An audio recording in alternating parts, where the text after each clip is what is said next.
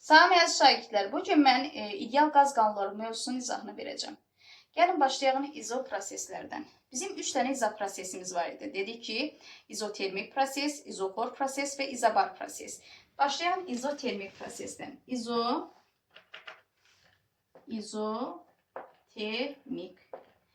İzotermik prosesdə.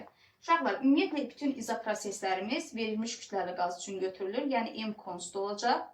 Sonra izoterm hansı kəmiyyət sabitdir? Temperatur sabitdir.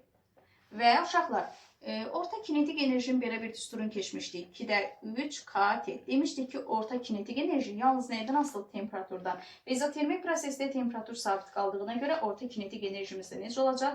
Sabit qalacaq. Hər bir izoproses üçün də biz qaz qanunlarını öyrənəcəyik. Və izotermik prosesin də qaz qanunu Boyle-Mariotte qanunudur. Boyle-Mariotte qanununda riyazi ifadəsini necə çıxardacağıq? Deməli, ideal qazın hal təminindən istifadə edirəm. PV bərabərdir M bölünsün M RT. Bu düsturdan istifadə edək. Kiçik M'dir uşaqlar. Yəni, indi uşaqlar, baxalım. M sabitdir, verilmiş kütlədir. Verilmiş kütləli qaz üçün ideal qazımızda molyar kütləsi sabit olacaq. Universal qaz sabitimiz də sabitdir. Temperaturumuz da sabitdir. Onda PV hasili bizə nə verməlidir? Sabitdir, konstant. Onda artıq Boyle-Mariotte qanunu riyazi ifadəsi P vuraq B bərabərdir, konstant. Bu oldu Boyle-Mariotte qanunu riyazi ifadəsi. İndi gəlin sözdən ifadə edək uşaqlar. Sözlə necə ifadə edəcəyik? Sabit temperaturda verilmiş kütləli ideal qazın təzyiqinin həcmi hasili sabit kəmiyyətdir. Əzbərləmirik qəti surətdə, başa düşürük. Sabit temperaturda verilmiş kütləli ideal qazın təzyiqinin həcmi hasili sabit kəmiyyətdir. Və buradan belə bir nəticəyə gəlir ki, uşaqlar P V ilə və yaxud da V P ilə necə asılıdır? Tərs mütənasib. P1 bölünsün P2 bərabər nə olacaq? V2 bölünsün V1. Çarpazla vurub aça bilərsiniz. P1 V1 bərabərdir P2 V2-yə. Uşaqlar, bir məqamda vurğulayayım ki, baxın, düsturlarda P V bərabərdir M bölünsün M RT. Baxın, məsəl üçün, P ilə V yan-yanadır. Görürsünüz, hasil şəklindədir. Yan-yanadırsa onlar bir-birlərindən tərs mütənasib asılı olacaqlar. İndi baxırıq ki, məsələn, təzyiqlə temperaturun asılılığını etmək istəyirəm. Təzyiqlə temperatur görək necə asılıdır. Təzyiq bərabərliyin sol tərəfindədir, temperatur isə sağ tərəfində. Hərəsi bir tərəfdədirsə, artıq bu kəmiyyətlər düz mütənasib asılıdır.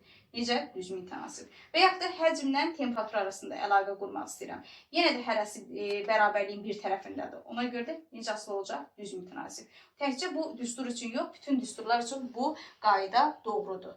Yəni, bu metoddan da istifadə edib, asanlıqla tez bir zamanda kəmiyyətlərin düz və ya tərs asılı olduğunu müəyyən edə bilərsiniz. Keçək indi uşaqlar asılılıq qrafiklərimizə. Asılılıq qrafiklərimiz isə dedik ki, P-miz, V-miz izotermik prosesdə bir-birindən necə asılıdır? Tərs mütənasib asılıdır. Həmçinin həcm də təzyiqlə tərs asılıdır. Təzyiq də həcmdən fərqi yoxdur.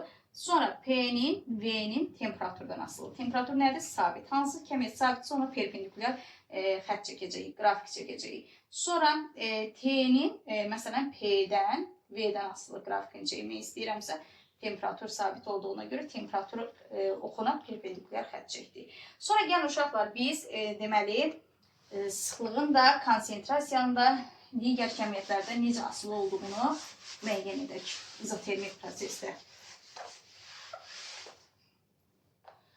Aha, başlayalım uşaqlar, birinci konsentrasiyanı müəyyən edim. N bərabərdir P bölünsün KT düsturundan istifadə edəcəyik.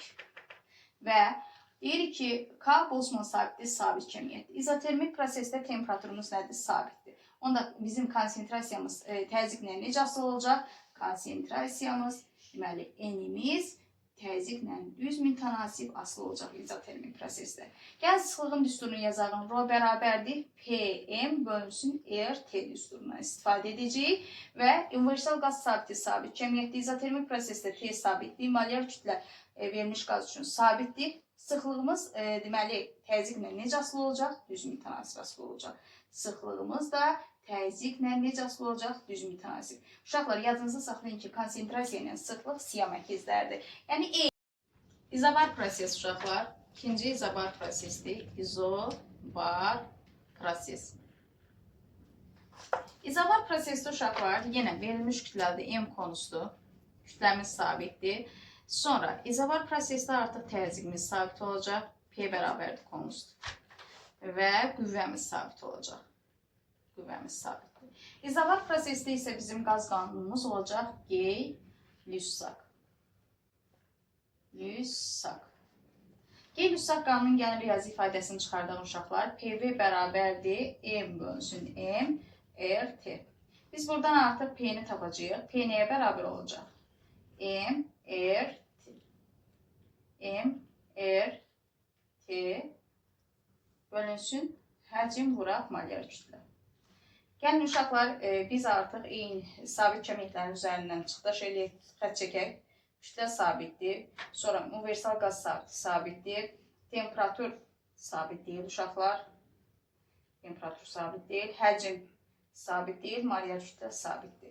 Deməli, temperatur bölünsün həcm bizə nə verməlidir? Sabitlik. Yəni, G Lüssak qanunun riyazi ifadəsi belə olacaq. T bölünsün V bərabərdir konusda. Yəni, təzyiqimiz nədir? Sabitlik verir. Və yaxud da V bölünsün T bərabərdir konusda. Gəlin, biz uşaqlar sözlə ifadə edək. Baxın, sabit təzyiqdə verilmiş kütləli ideal qazın həcminin temperaturu və yaxud da temperaturun həcmi nisbəti sabit kəmiyyət. Sabit təzyiqdə verilmiş kütləli ideal qazın həcminin temperatura nisbəti sabit kəmiyyətdir. Və buradan belə bir nəticəyə gəlirik ki, uşaqlar, bizim artıq təzyiqimiz sabit olanda həcmimiz temperaturla və yaxud da temperaturumuz həcmimizlə düz mütənasib asılı olacaq. Yəni, V1 bölünsün V2 bərabərdir T1 bölünsün T2-yə. Çarpaz vurub açalım uşaqlar. Deməli olacaq V1 T2 bərabərdir V2 T1. V2 vuraq T1. Bu da oldu bizim G Lüssak qanunumuz uşaqlar. Gəlin indi asılılıqları çıxardalım. Qrafik asılılıqlarımızı çəkəyin. Deməli, bizim P-miz konust olanda V-miz T ilə necə asıldır? Düz mütənasib asıldır. Sonra gəlin uşaqlar P-nin deməli V-dən T-dən asılı qrafikini çəkək. P nədir? Sabit, stabil, dəyişməz. Sonra uşaqlar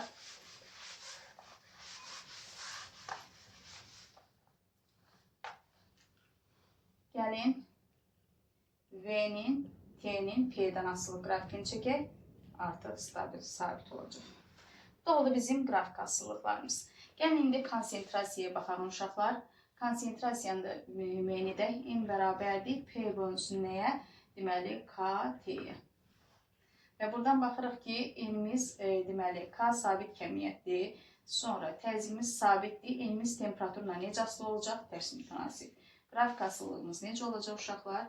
Konsentrasiyanın temperaturdan asılılığı tərs mütənasiblik. Sonra gəlin sıxlığı müəyyən edək temperaturdan asılılığını. PM bölünsün RT. Və uşaqlar görürsünüz təzyiqimiz sabitdir. Molyar kütlə sabitdir. Universal qaz sabitdir. Rho-muz T ilə necə asılı oldu? Tərs mütənasib. Sıxlığımız temperaturla necə asılıdır? Deməli, təzyiq sabit olanda tərs mütənasib. Sonra uşaqlar gəlin həcmdən də asılılıqlarını müəyyən edək bu kəmiyyətlərin. Yəni, məsələn, konsentrasiyanın həcmdən asılılıq düsturu necədir? N bölünsün V-yə. Fikir verirsinizmi? Artıq verilmiş kütləlisə M konustdursa, N-imiz də konust olacaq. N də konust olacaq və konsentrasiyamız həcmlə necə asılı olacaq? Konsentrasiyamız N-imiz deməli həcmlə tərs mütənasib asılıdır. Sonra uşaqlar gəlin sıxlığın da həcmdən asılılığını müəyyən edək. Rho bərabərdir M bölünsün V. Verilmiş kütləlidirsə M bölünsün V. M-imiz nədir? Konustdur. Və sıxlığımız həcmlə necə asılı olacaq? Tərs mütənasib. Deməli, Rho-muz həcmlə necə asılı olacaq? Tərs mütənasib. Və yadınızda saxlayın ki, uşaqlar, gəlin bunları mən ümumiləşdirim. Təzyiq sabit olanda, bizim konsentrasiyamız, sıxlığımız həcmlə, temperaturdan necə asılı olacaq? Tərs mütənasib. Bu qaydanı da yadınızda saxlayın. Gəlin indi keçək uşaqlar 3-cü prosesimizə.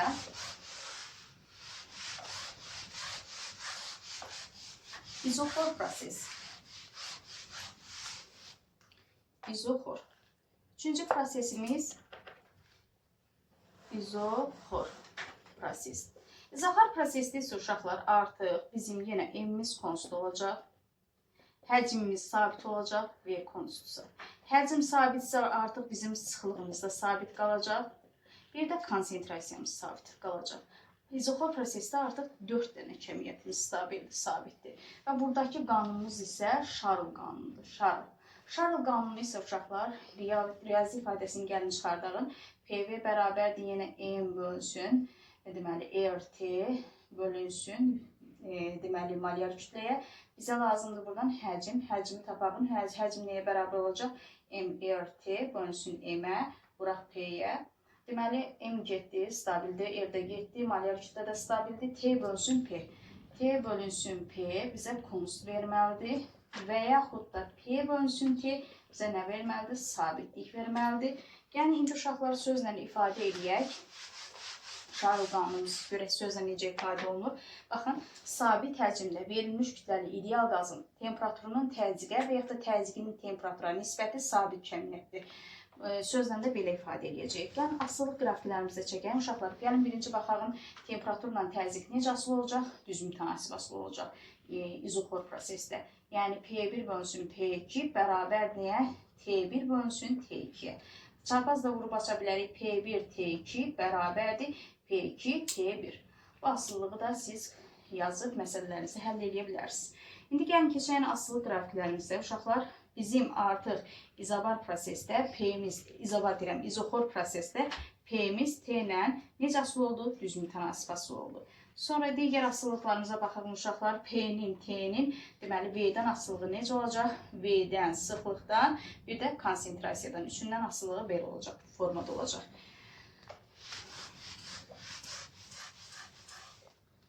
Və yaxud da uşaqlar, deməli, indi Rho, V, N-i burada yazaq, P ilə T-ni də burada yazaq. Artıq necə asılı olacaq? Belə asılı olacaq.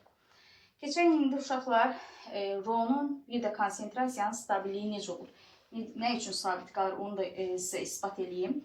Deməli, birinci konsentrasiyanın üstünü yazıram. M bərabərdir P bölünsün nəyə? K vuraq T-yə. Yazdıq mı? Baxırıq ki, uşaqlar, K onsuz da sabit kəmiyyətdir və bayaq Şarl qanunun düsturunu yazıq. Şarl qanunun düsturu necə oldu? P bölünsün T bərabər nəyə? Konsta.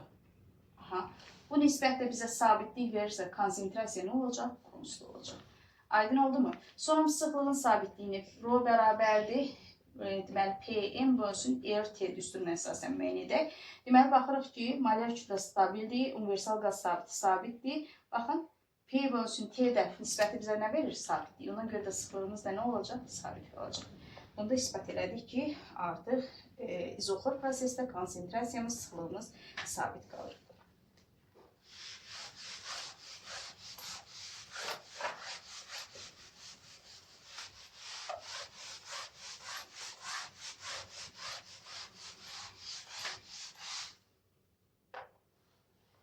Sonra uşaqlar, gəlin baxalım biz. İzoxor prosesdə izah etdim. İndi gəlin sizlərə mən qeydlər verim uşaqlar. Deməli, özünüz üçün qeydlər götürün, ümumiyyətlə. Birinci qeydimiz. Baxın, uşaqlar, sıxlığımız Rho bərabərdir PM bölünsün RT düsturuna əsasən. Deməli, hər ikisi də dəyişərsə, həm P'miz, həm T'miz, onda artıq sıxlığımız hər ikisindən necə asılı olacaq? Baxın, buradan asılılıq çıxardırsınız. Rho'muz mütənasibdir.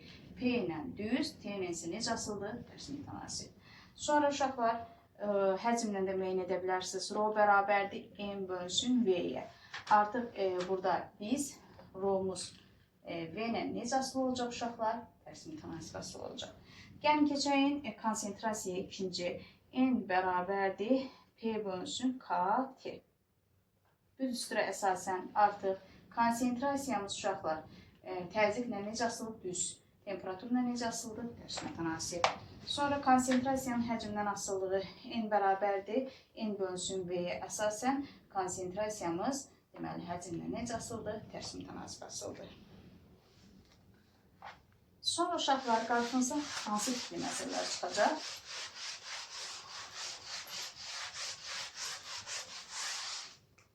Baxın, bu tipli məsələlər çıxacaq. Deməli, 2 dənə müxtəlif həcmli, deməli, bunun həcmini V1 ilə, bunun həcmini V2 ilə, buradakı qazın təzyiqini P1-dən buradakı qazın təzyiqini P2-nə işarə etmişəm və K kranını, bu K kranını açdıqdan sonra artıq təzyiqlər bərabərləşəcək. Yəni, hansı hissədə təzyiq daha böyüksə, digər tərəfə keçəcək və təzyiqlər bərabərləşəcək. O sonda yaranan təzyiq, son təzyiqimiz qərarlaşmış təzyiq adlanır və P bərabərdir. P1 V1 üstə gələk P2 V2 bölünsün V1 plus V2 düstur vasitəsilə hesablanır. Yəni, diqqətli olun uşaqlar, məxrəcdə V1 plus V2-dir. Yəni, diqqətli olun. Sonra uşaqlar, keçirik indi uşaqlar. Biz tətbiqlərimizə keçirik. Tətbiqlərimiz necə olacaq? Yəni, qarşınıza hansı tipli anlayışlar çıxacaq? Ümumiyyətlə, qızma dedikdə uşaqlar, qızma. Hansı kəmiyyətin dəyişməsi nəzərdə tutulur? Temperatur artır. Soyma dedikdə, soyma. Hansı kəmiyyətin dəyişməsi nəzərdə tutulur? Temperaturu azalır. Sonra, sıxılma dedikdə, sıxılma. Hansı kəmiyyətin dəyişməsi nəzərdə tutulur? Həcm. Həcm azalır. Genişlənmə. Genişlənmə. Genişlənmə dedikdə, hansı kəmiyyətin dəyişməsi nəzərdə tutulur? Həcm. Həcm artır. Yəni, indi biz bunu proseslərə tətbiq edəcəyik. Yadınızda saxlayın. Baxın, indi bunlardan istifadə edib mən qaydalar çıxardacağım. İzotermik, deməli, hansılar ola bilər? İzotermik. Uşaqlar, artıq izotermik olanda qızma soymadan istifadə edə bilməzsiniz. Sıxılma ya da genişlənmə ola bilər. Ya izotermik sıxılma, ya da izotermik soyma ola bilər. Genişlənmə ola bilər. Genişlənmə. Yəni, artıq izotermik qızma, soyma sözünü deyə bilməzsiniz. İzotermik sıxılma, genişlənmə. Sonra izoxora keçək. İzoxor. İzoxorda bəs hansı anlayışlardan istifadə edəcəyik? İzoxorda isə sıxılma, genişlənmə sözlərini deyə bilmərik. İzoxor sıxılma, izoxor genişlənmə sözünü deyə bilmərik. Çünki həcm sabitdir. Burada isə həcmin dəyişməsindən danışırıq. İzoxorda isə izoxor qızma və yaxud da izoxor soyma deyə bilərik. Soyuma. Bu anlayışlardan istifadə edə bilərik. İzavarda isə uşaqlar, baxın da bir də yazmıram. İzavarda isə hansından istifadə edəcəyik? İzobar. İzabar prosesi. Məsələn, izabar sıxılma deyə bilərik, izabar genişlənmə deyə bilərik, izabar qızma deyə bilərik, izabar soyma deyə bilərik. Hansılar eynidir uşaqlar? Sıxılma ilə soyma eynidir. Məsələn, izabar sıxılma, izabar soyma anlayışları eynidir. İzabar genişlənmə ilə izabar qızma da eynidir. İkisi cütlük təşkil edir. Yəni, izabar sıxılma da götürə bilərsiniz. Məsələn, qrafik veriləndə izabar soyma da eyni nəticəni verir. Genişlənmə ilə qızma da eyni nəticəni. Bu oldu bizim məsələlərimizin həlli üçün bizə lazım olan məqamlar. Əsas məqamlar. İndi gəlin birini götürək, uşaqlar, tətbiqini izah edeyim, görün necə tətbiq edəcəyik. Məsəl üçün, deyək ki, izotermik genişlənmə. Bu sözdən biz nələr çıxardacağıq? İzotermik deyirsə hansı kəmiyyət sabitdir? T konusudur. İzotermik sözdən bu çıxır. Genişlənmə. Həcm nə etdi? Həcm artdı. Artıq həcmin artmasına görə digər kəmiyyətləri də biz müəyyən edə bilərik. Məsələn, həcm artdı. Temperatur sabit olanda bizim təzyiqimiz həcmlə necə asılıdır? Tərs mütənasib. Həcm artdısa, təzyiqimiz azalacaq. Sonra keçən konsentrasiyaya artıq T sabit olanda konsentrasiyamız həcmlə necə asılır? Tərs mütənasib. Və həcmimiz artdısa, konsentrasiyamız nə edəcək? Azalacaq. Sıxlığımız artıq həcmdən tərs mütənasib asılıdır. Yenə həcmimiz artanda bizim sıxlığımız nə edəcək? Azalacaq. Yəni, izotermik genişlənmə sözünün mənaları bunlar. Yəni, burada T konusudur, həcm artır, həcmin artmasına görə digər kəmiyyətlərin də dəyişməsini siz müəyyən edə bilərsiniz. Və s. Yəni, digərlərini də tətbiq edib bu qaydada çıxarda bilərsiniz. Uşaqlar, ideal qaz qanunları mövzusunun testlərini işləmək üçün gəlin qeydlər verim sizə. Bir neçə qeyd verim. Qapalı qab dedikdə nə nəzərdə tutulur? Qapalı qab dedikdə açar məqamımız həcm sabit qalır. V konusudur. Yəni, harada qapalı qab? Qapalı qab. Gördünüzsə, V bərabər konus yazacaqsınız. Həcm sabitdir. Sonra gəlin uşaqlar, indi qabın ağzını açmışıq. Qabın ağzını açıb oradan müəyyən qədər qazı xaric edirik. Bu zaman hansı kəmiyyətlərimiz sabit qalır, hansı kəmiyyətlərimiz dəyişir, bunun haqqında məlumat verirəm. Qapalı qabın ağzını açdıq, qazın müəyyən hissəsini çıxardıq və hansı kəmiyyətlərimiz sabit qalacaq? Həcm sabit qalacaq, yəni qazı xaric etdikdən sonra. Bir də malyar kütlə sabit qalacaq. Bəs hansı kəmiyyətlərimiz və necə dəyişəcək? Qazın kütləsi azalacaq, yəni qabın içərisində qalan qazın kütləsi azalacaq. Sonra konsentrasiya azalacaq, sıxlıq azalacaq, maddə miqdarı azalacaq. Bax, bu məqamlara diqqət yetirirsiniz. Bir də vurğulayıram ki, artıq qapalı qabda onun ağzını açırıq, müəyyən miqdarda qazı xaric edirik. Xaric edəndən sonra artıq həcm dəyişməyəcək, malyar kütlə dəyişməyəcək, amma qabın içərisindəki qazın kütləsidir, konsentrasiyasıdır, sıxlığıdır, maddə miqdarıdır, bunlar isə azalacaq. İndi təsəvvürünüzü canlandırın, qapalı qabda ağzını açmışıq və müəyyən qədər qaz əlavə etmişik. Yenə də həcm sabit qalacaq, malyar kütlə sabit qalacaq və dəyişən kəmiyyətlərimiz hansılar olacaq? Artıq qaz əlavə etmişik. Qabın içərisindəki qazın kütləsi nə edəcək? Artacaq. Konsentrasiya nə edəcək? Artacaq. Sıxlığımız nə edəcək? Artacaq. Birdən maddə miqdarımız artacaq. Bu məqamlara da diqqət yetirərsiniz uşaqlar.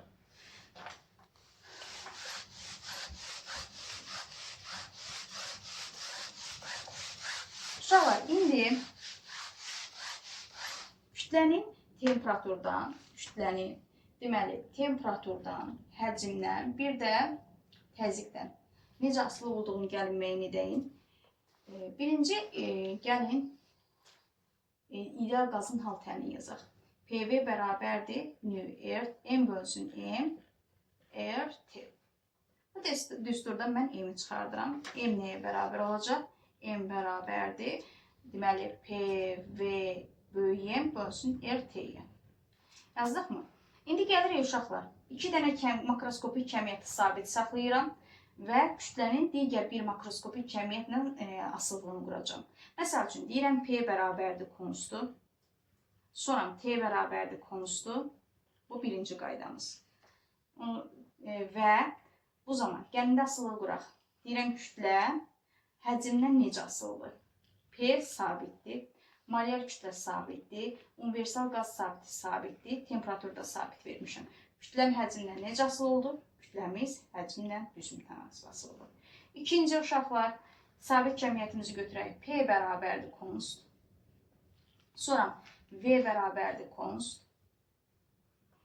Və deyirəm kütləmiz temperaturla indi necə asılıdır? Temperaturdan asılılığı müəyyən edirəm. Yəni düsturu yenidən yazaq. Asıllığımızı çıxardalım.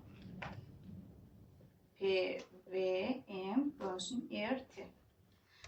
Deməli, baxırıq, P sabitdir, V sabitdir, malyar kütlə sabitdir, universal qaz sabitdir. Bizim kütləmiz temperaturla necə asılı oldu? Tərs mütənasib. Deməli, 1 bölsün T-yə. İndi keçək uşaqlar. Yenə düsturumuzu yenidən yazaq. P, V, deməli, M bölsün RT. Üçüncü, deməli, bizim artıq V'miz konstdur, T'miz konstdur. Bizim kütləmiz, deməli, təzyiqlə necə asılıdır. Baxalım uşaqlar, deməli, V sabitdir, malyar kütlə sabitdir, universal qaz sabitdir, temperatur sabitdir. Kütləmiz təzyiqlə necə asılıdır? Düz mütənasib. Deməli, bu asılıqlardan istifadə edib məsələlərinizi həll edə bilərsiniz. Bax, diqqətli olun. Kütləmiz, deməli, həcmlə, təzyiqlə düz asılıdır, temperaturla tərs asılıdır. Baxın, uşaqlar, düstura əsasən də müəyyən edə bilərsiniz. Baxın, avtomatik. Deməli, P, V, M bölsün RT. Baxın, P ilə düz, V ilə düz, T-nin isə tərs asılıdır.